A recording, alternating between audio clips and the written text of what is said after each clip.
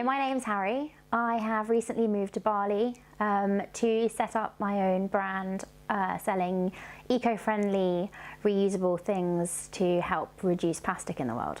So I was living in Morocco for about 4 months. I started to learn to surf there, and that's when I kind of fell in love with the ocean and knew that I wanted to get into the whole sustainable world and helping protect our ocean there. So then when I moved to Bali, I knew that I wanted to help save, protect the world.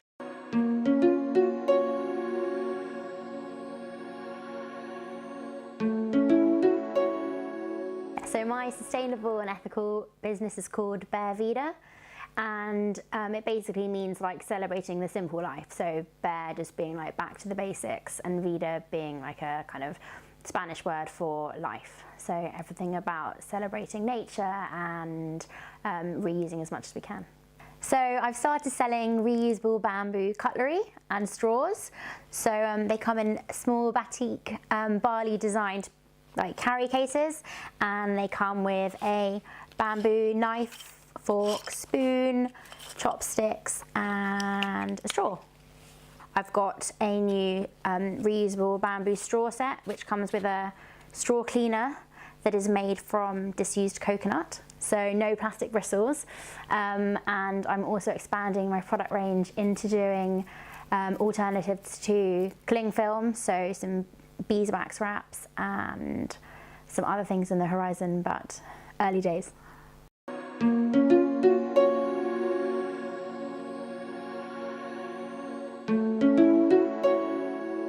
So I started the brand because I was surfing a lot, and I was swimming in the water and paddling, and just literally when you're paddling and you just hit water bottle, and one time my face went into a plastic bag, which was just awful. And you're kind of in Bali, you're meant to be in the beautiful water, and it's just covered in just plastic, which makes the whole experience quite bittersweet. So I wanted to be able to help reduce the amount of rubbish that ends up in the water.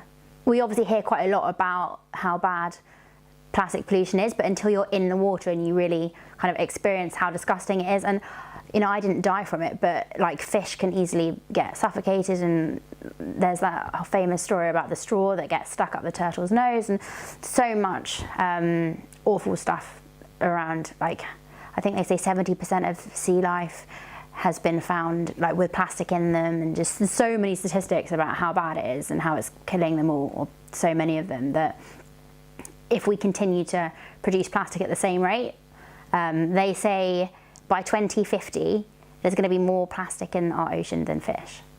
Oh my God. So that's not far away. Not far away, and yeah, so that's why I think if we all try and stop consuming and using as much as we do, then hopefully we can reduce that problem a bit more.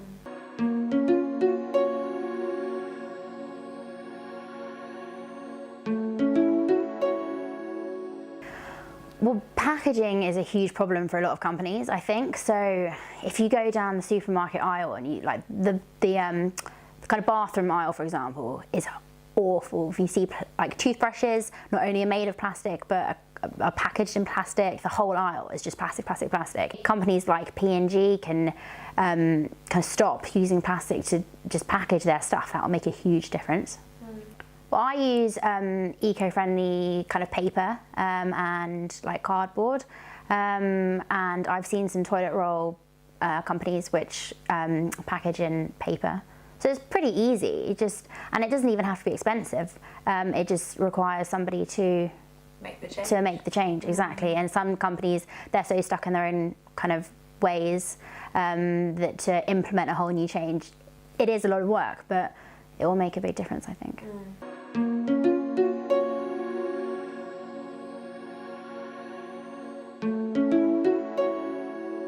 Work-life balance is probably not actually, it's not what it seems, I think, because obviously everybody thinks I'm living in Bali, so I'm just having a great time on the beach surfing and just basically kind of on holiday all the time, which is not true, because setting up a business, whether it's in Bali, whether it's in London, whether it's anywhere, is obviously going to take a lot of time.